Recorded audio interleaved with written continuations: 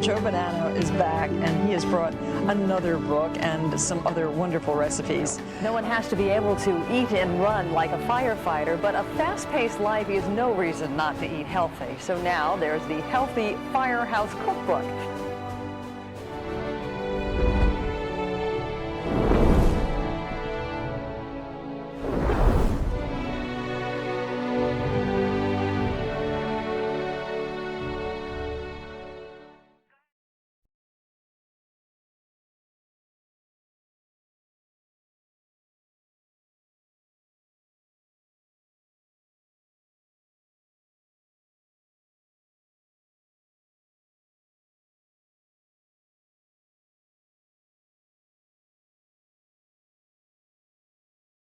Hello, everyone. Welcome to American Firehouse Cuisine, my third episode, as promised, a real pole slide. If you watched the earlier episodes, I did a studio tour and we had a little device there for the pole challenge, and I promised on my first show that I'd do a real pole slide. It's been a long time since I've done that. Thankfully, I didn't break a hip. But there's only 3 people on TV that got to slide down a fire pole. Dean Martin from his show, Hugh Hefner of the Playboy Mansion and Magazine Empire, and of course, Batman and Robin, heroes.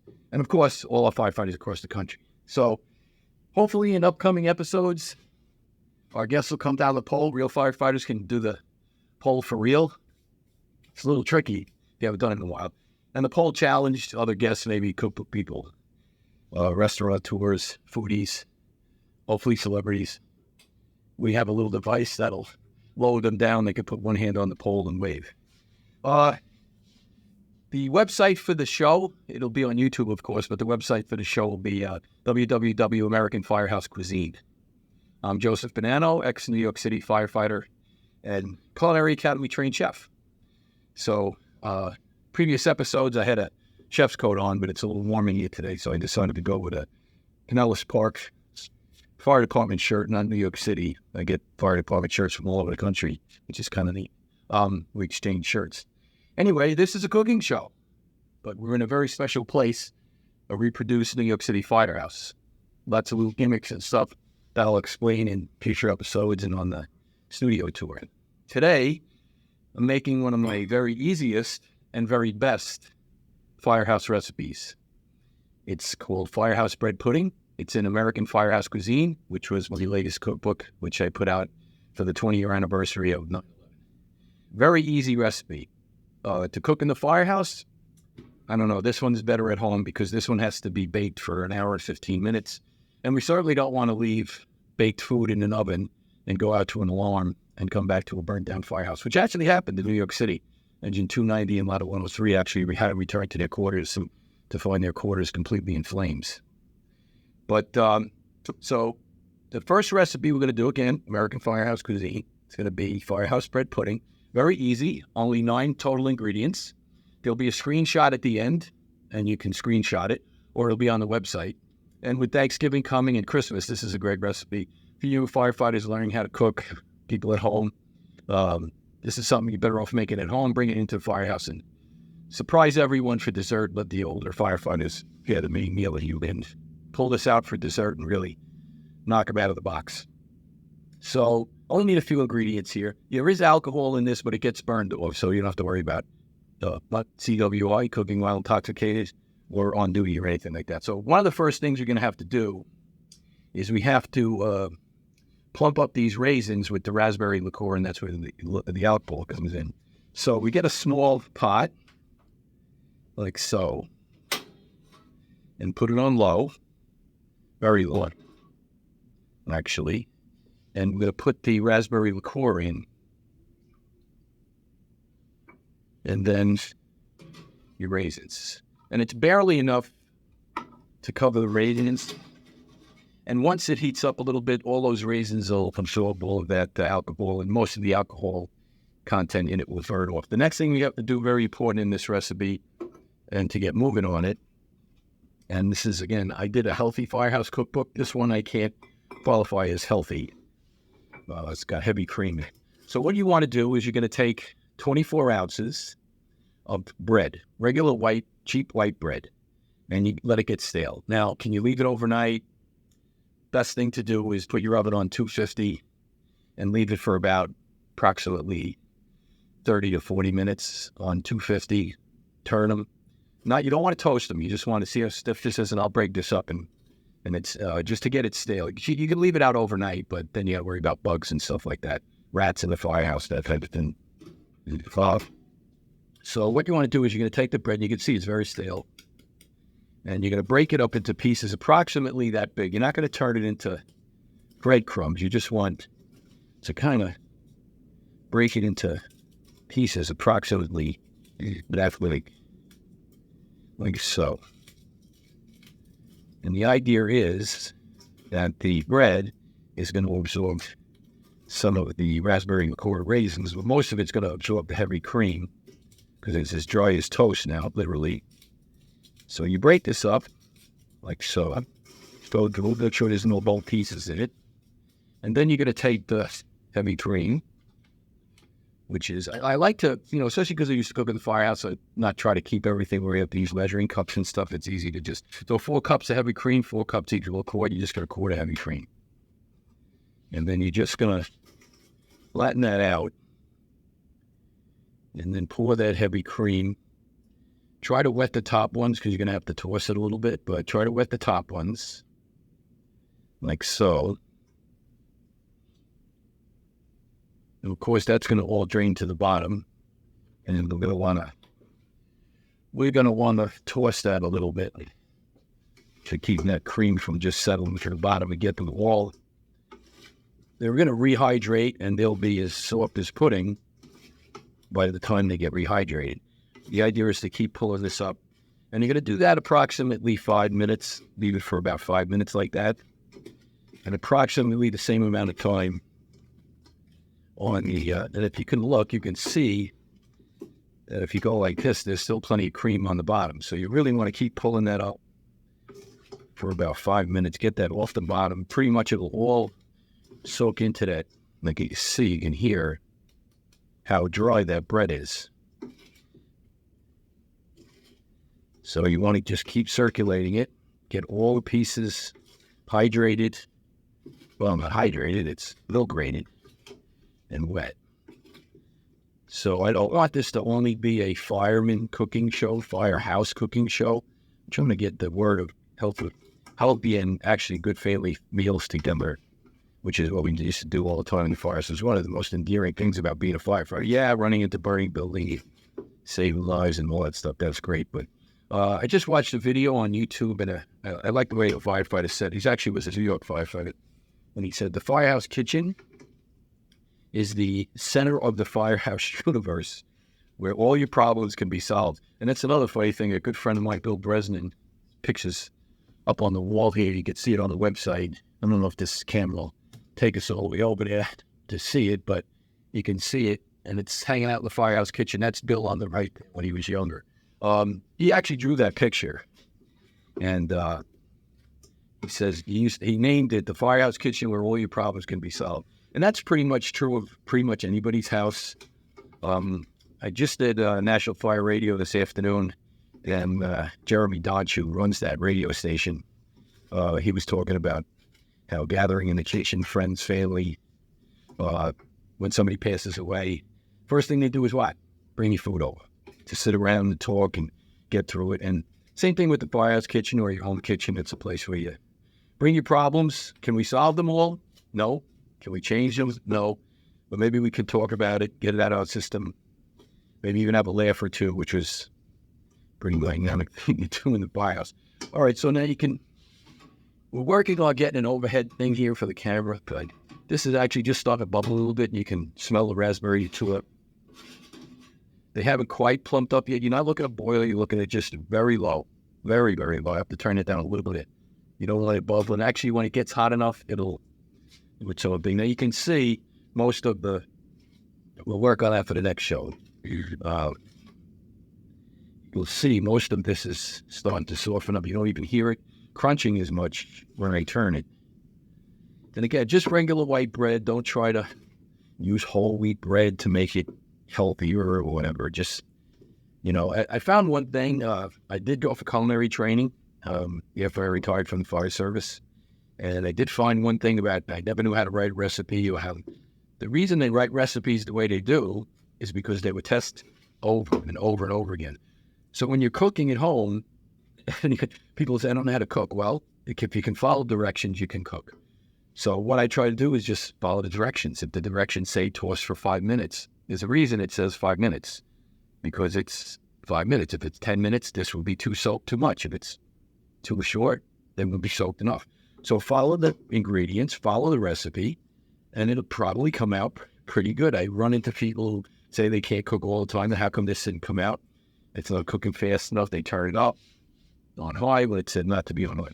All right, so this is good right now. That's a nice pan. It has a nice thick bottom. It'll hold the heat. We can actually take that off the heat right now. But the heat's off and let it sit. So now we got to let this sit a little bit. I got pretty much the liquid off the bottom. So we're going to sit that. Now this here, this is 12 ounces of sugar.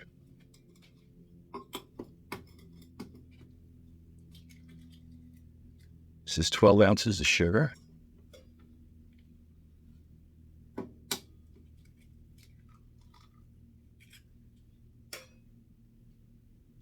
And 3 whole eggs.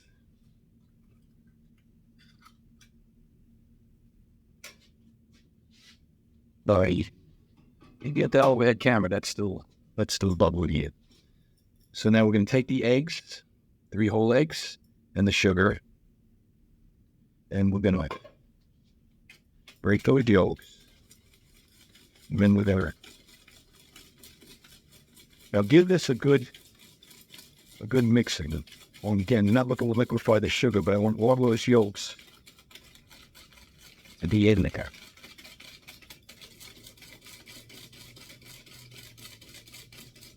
Okay, let that sit a little bit. We got a little air to that. Let that sit a little bit. That's okay. Now, you can use a regular baking pan to put this in a 12-ounce baking pan. But I actually, in experimenting with this recipe, I've actually used cast iron, and I find that with the cast iron, it seems to really make a nice outer crust on it. It seems to bake it through nice and thoroughly. So I recommend using a cast iron pan, a Dutch oven, I think they call it. And this whole thing goes in the oven. So what you're going to do is you're going to use 2 ounces of butter melted. That goes in later. And 2 ounces of butter like so. And then we're going to just coat the bottom so that it doesn't stick, and it'll also help crush the outside. Almost about 3/4 of the way up.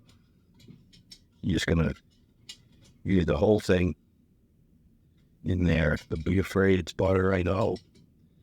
We hear so much because I wrote a healthy fire book back in the 90s.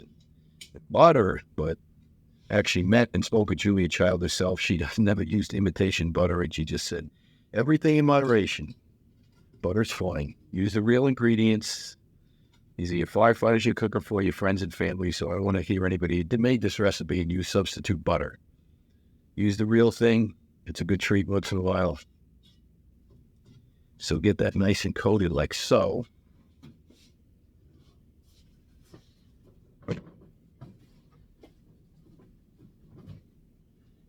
Wait, and you do it. Then you can see that most of these raisins have pumped up pretty good. So we have approximately 5 minutes. So we're going to pull up some more of this here, and you can see it's pretty well soaked. And most of them are pretty soft. So now we're going to take this egg and sugar mixture. That sugar will melt into all of that. And we're going to put that in. So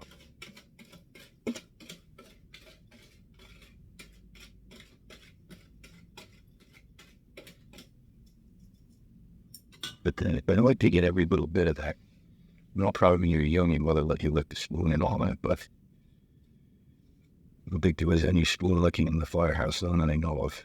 And I know there's a joke there, so we have to keep it clean.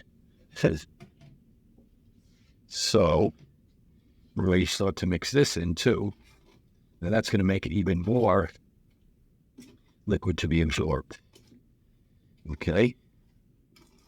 Get that good and mixed. Now, when they use the expression in cooking, folding, that's what you're doing here. You're not mixing. You don't dare put a mixer to this and turn it into a slurry. You need these big chunks of bread. That's part of the flavoring of this, but just fold it. Really pull off the bottom, fold it. Pull off the bottom, fold it. Rake up the middle, pull it from the bottom, fold it.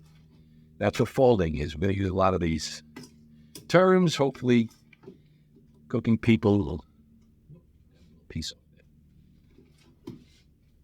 Don't be tempted to eat it. I almost did. It's raw. It's raw ready. But you can see now that's getting pretty coated too. And it needs a little bit more liquid.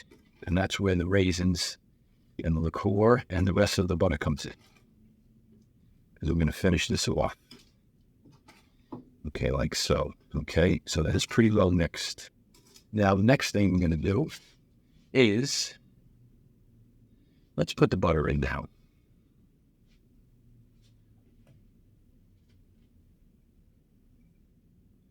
Okay, butter.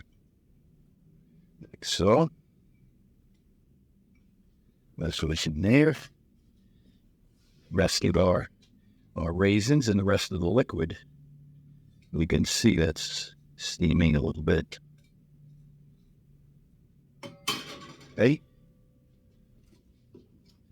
Now there's some liquid in there. That's the raspberry liqueur. That's really to make this wet. It seemed a little dry when you were mixing it, and you're probably thinking this is never going to come out right. But by mixing the egg, now you can see it's going to be nice, and we got those raspberries are plumped up with the raspberry liqueur. People ask, where did we come up with bread pudding? I actually put it in the book. It's actually considered a poor man's recipe because in the Depression, in years when people didn't have any money, they used to go to the bakery and ask the baker if he had any stale bread.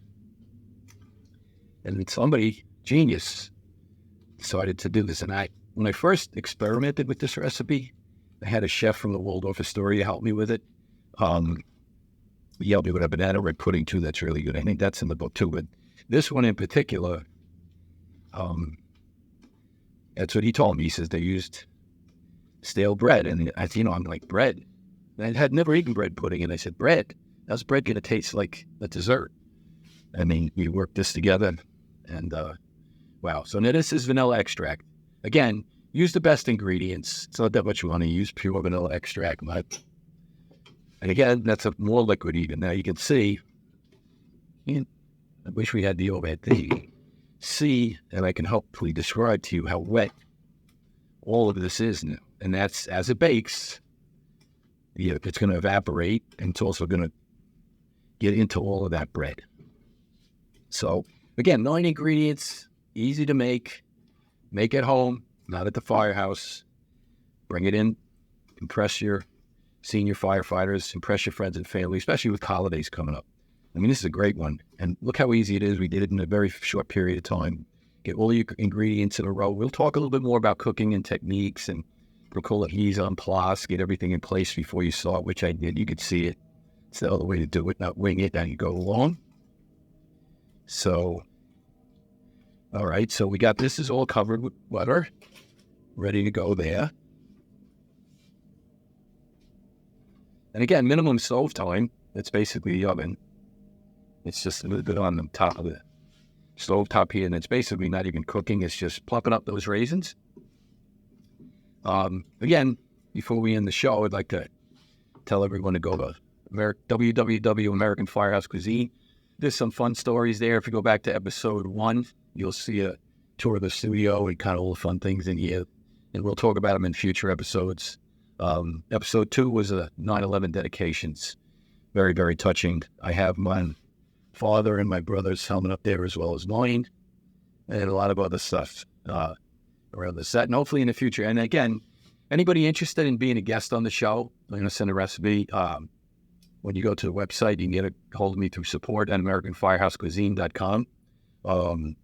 Appreciate your subscribing for future episodes. In the comments section, let me know what you think, good, bad, or indifferent. Be nice. That's some funny comments on TikTok on the first show. I had a really nice chef jacket that I used to do demonstrations in, and somebody was saying it looked like Battlestar Galactica, which it did. But it's all warm today, so I decided to go with the T-shirt. Anyway, this is, timing-wise, this is all as wet could be. It's actually perfect consistency. And we're going to take that, and that's all going to go in here, like so. Again, it's just bread, raisins, raspberry liqueur. And yeah, you can use brandy in this, I think. I think the chef that showed me brandy, I asked him if you can use a flavor liqueur. And he said, that's not a bad idea. So the only other one I tried was peach schnapps. But some of the other ones, regular brandy, didn't give it quite the flavor. And again, recipes are tested, and I tested this one over and over again. It just seemed like raspberry liqueur was the way to go. So get this all in here like so. Okay.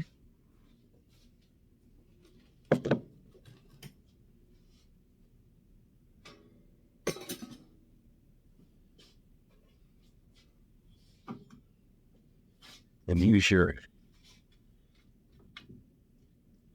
and again, don't mash it down.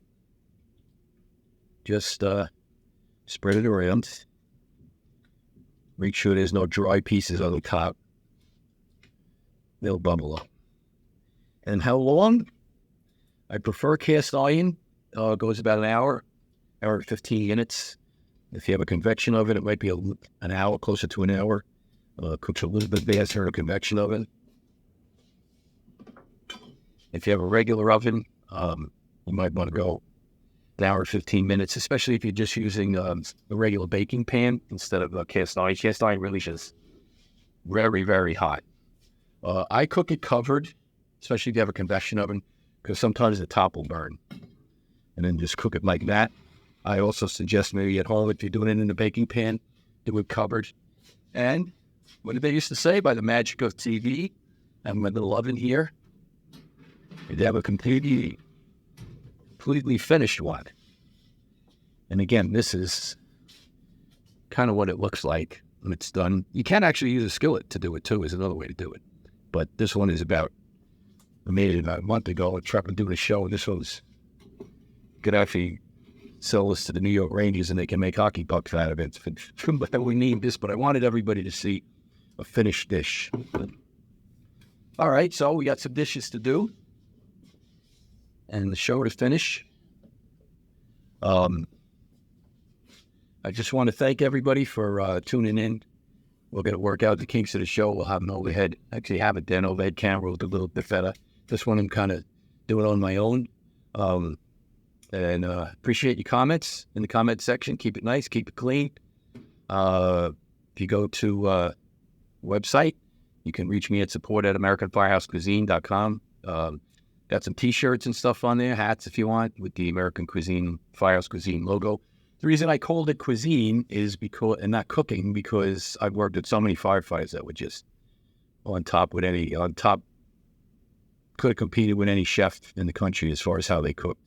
And I had some terrific meals and terrific times in the firehouse, that's for sure. So anyway, New York Fire Department, I always use the expression when we end, unique to the New York Fire Department, when we're done, job is done, and it's time to go home, and chief or officer in charge, you always say, okay, men, firefighters, time to take up. So I'm Joseph Bonato, New York City firefighter, and for American Firehouse Cuisine and myself, thank you, may God bless, and we're taking up.